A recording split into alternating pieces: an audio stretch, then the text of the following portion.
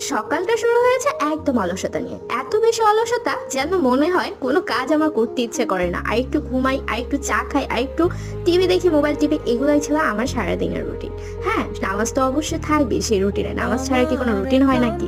যাই হোক, সারাটা দিন এত অলসতার মানুষটা কিন্তু আজ বড্ড বেশি কাজ করে ফেললো। কি কাজ করলো না করলো সবটা আপনাদের সাথে আজকে শেয়ার করবো আমি। প্রথমত আমাদের একটা পার্সেল এসেছে, খুব আপন কেউ আমাদেরকে এই পার্সেলটা পাঠিয়েছে। মানুষটা আমার খুব বেশি আপন। যাই হোক, উনি কিন্তু এই আমের ফলি পাঠাইছে, আম শুকিয়ে আচার পাঠাইছে, দেন এখানে মধু ছিল, কাজু বাদাম, তারপরে ছিল খেজুর, তারপরে ছিল আম, হাঁস, মুরগি, মানে এগুলো দেশি হাঁস দেশি মুরগি বাড়িতে পালা হয়েছিল, সেই সবটা নিয়ে আজকে বিশাল বড় একটা পার্সেল রিসিভ করা হলো। যাক, মাশাআল্লাহ একটা ডে। যাই হোক, এখানে কিন্তু আমার বাবা আমার কথা মতো একটা তরমুজ নিয়ে আসলো। এই তরমুজটা আমি যেন এই বছর যত বেশি তরমুজ খাচ্ছি আমার